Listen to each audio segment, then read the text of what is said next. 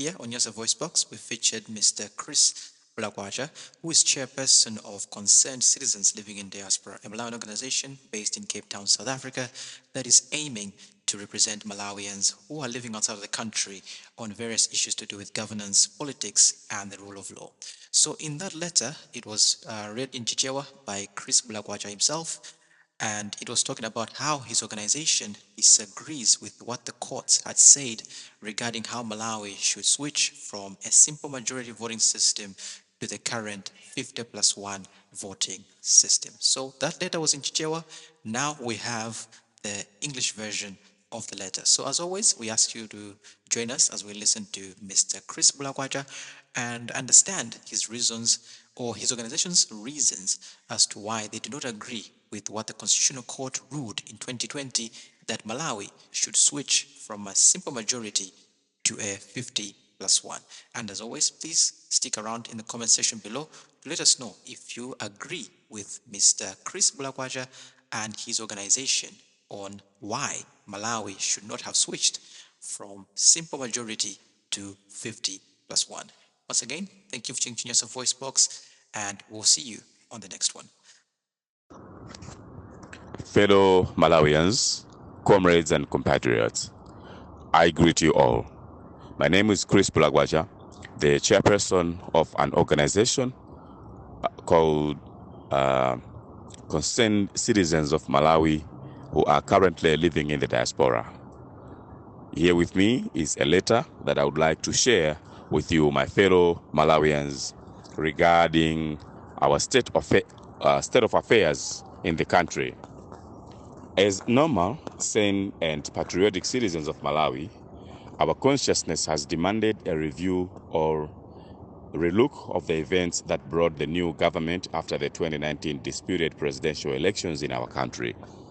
The very same consciousness which we believe is the concern of every homestead in and outside Malawi led to question marks over the jurisdiction and judgment of the Constitutional Court on the 3rd of February 2020.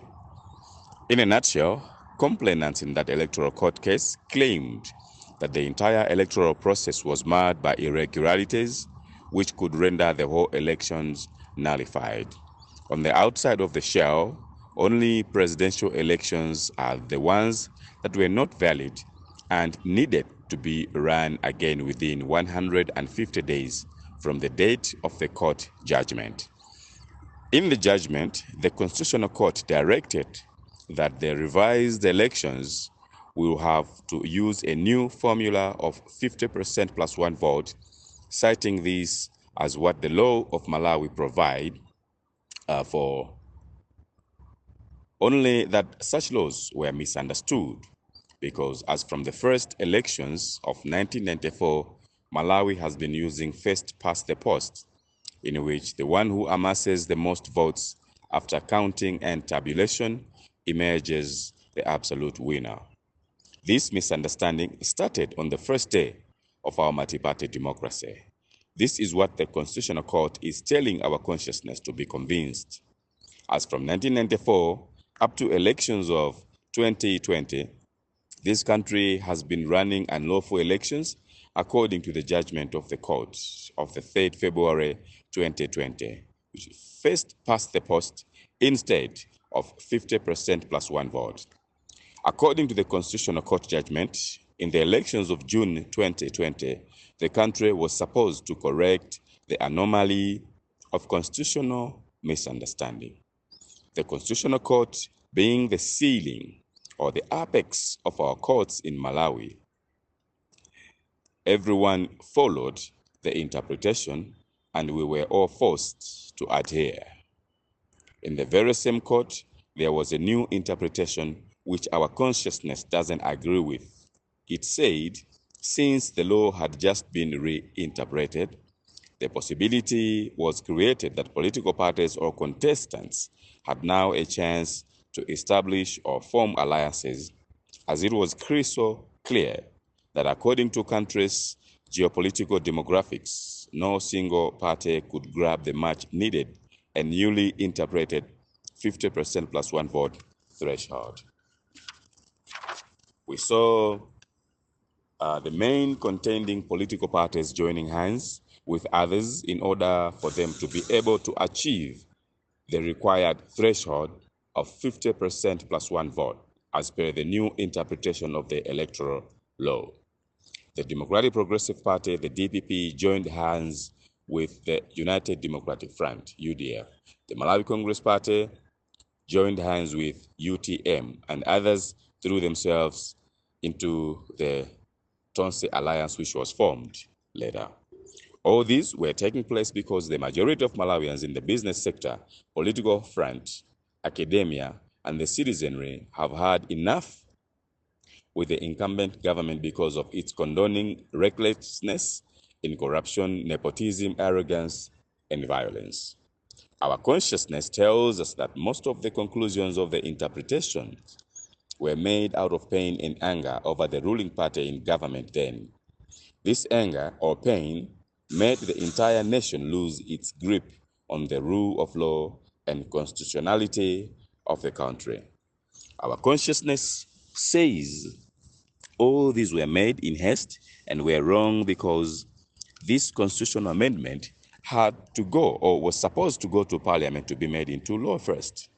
If there was no anger, laws were supposed to be amended first, thereafter elections. Suffice it to say that parts of this court judgment were absolutely inconsistent with the provisions of the supreme law of the land, and therefore, to such an extent of its inconsistency, illegal. Meaning, laws were made from wrong hands first and corrected by the right hands later. Our consciousness tells us that laws are made in the House of Parliament and not in courts of laws or some rooms of power. But in our case, the Constitutional Court made a ruling and thereafter Parliament went to make the law, which is something unheard of in our political history in Malawi. The 2020 court judgment nullified only the presidential elections, not the legislative elections, meaning that the elections of 2019 were validated because the fresh elections of 2020, which were sanctioned by the Malawi Constitutional Court, were for presidential candidates only. Our consciousness tells us that court agreed and legitimized the 2019 elections as being valid because the incumbent 193 members of parliament came from those elections. Surprisingly, when Parliament went to authenticate the ruling on the Constitutional Court, it went to extend its hand against the judgment by declaring that elections of 2020 were fresh, meaning the winning president of 2020 would serve the mandatory 5 years in office. Parliament, being the interested party, passed this bill, including their own term.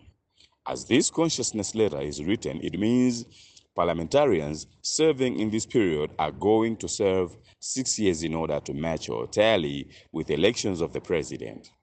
The Constitution, which our Supreme Court judges annexed to the Constitutional Court, were interpreting is the 1994 Constitution amended once in 2006. Their interpretation, according to our consciousness, means they were amending the Constitution of the Republic of Malawi, a thing which is also unheard of in as far as the separation of power in governance is concerned. Our consciousness still forces us to remember and be reminded that any amendment of the Constitution only happens in the House of Parliament, not in the courts of laws. It does not matter whether it's Constitutional Court or Supreme Court of Appeal or the High Court. To our surprise, the Constitutional Court amended the Constitution of the Republic, which to our consciousness finds wrong, illegal, illogical, and unconstitutional. Our same consciousness tells us that any major constitutional amendment involves the general consensus.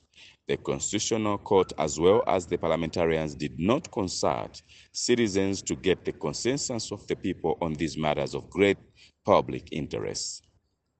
It was unilateral powers and decisions. Our consciousness further signals us that the executive and the legislature connived to quickly endorse the Constitutional Court amendment because they were all interested parties and direct beneficiaries in one, President Lazarus Chakwera and Vice President Saulos Klaus Chilima were not going to follow the constitutional requirement of 5 years beginning May 2019. Two, parliamentarians are going to remain representatives of the people for 6 years with this amendment. And this is inconsistent with the provisions of the Constitution of the Republic of Malawi, which mandates them to a 5-year term of office. And thirdly, the executive branch of government and the legislative branch of government use the Constitutional Court interpretation to breach and bend the supreme law of the land, which clearly shows conflict of interest by both branches and by extension, the judiciary branch. Our consciousness further concludes that the 2020 rerun of elections was clearly a judicial coup d'etat. Our consciousness says if the judiciary, through the Constitutional Court, were correct in their judgment and that they were after jurisdiction, the repeated elections could see the very same format used in 2019 elections, repeated without any changes. The Malawi Electoral Commission was barred from registering those that had turned 18 by the 23rd June 2020 election day. Instead, it was advised to use the same and only voter roll used in the 2019 elections, meaning this was a rerun or repeated elections, not fresh elections. This contradiction of the judgment scares our consciousness and feelings that perhaps laws don't matter in this country as long as they favor a certain privileged group of people at the expense of the rest of the country. Our consciousness refuses and denies our human capacity to accept or allow elections to be held in 2025 because, according to the members of parliament in the August House, they are members from the elections of 2019, which Malawi Electoral Commission and the Constitutional Court declared free and fair.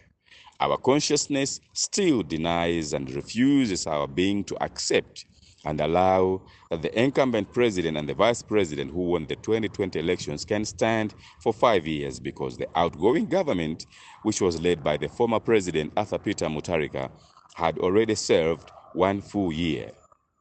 We therefore feel this is a contradiction, as our consciousness still insists that the mandates of the parliamentarians and the president all end on the 21st May of this year in 2024.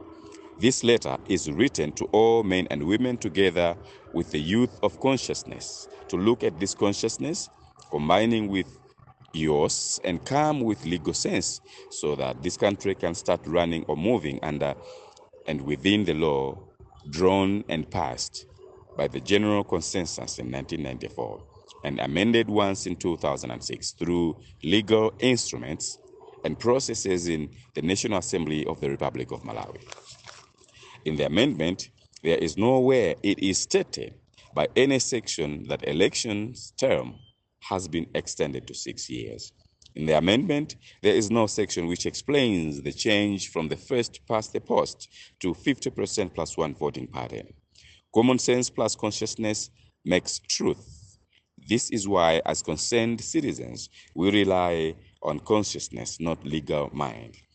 From here, we are requesting the legal minds to use their consciousness and clarify whether this country is aligning and running under the constitutional mandate, or we are now a nation led and governed by individualism. Our consciousness seriously believes and tells us that by the date of 21st May 2024, this year, if the present executive branch and the present parliament is still in office without fresh elections, they will all be illegal and therefore unconstitutional. Therefore, no person of pure consciousness will recognize them. Our consciousness is advising us that if there is persistence by the incumbent government, we would rather have an interim or caretaker authority to oversee fresh elections of 2025, but not the existing office bearers. Their mandate is only limited up to the 21st May of 2024 and nothing more. Soon, we are going to reach out to all the 20 millions plus citizens of Malawi to ask their consciousness about this issue, and their signatures or thumbprints will be brought forward so that their consciousness can testify against the legality of what happened in 2020 for this country to go into elections in September 2025. This consciousness or common sense might turn into legalism or seek framework of law of 2020.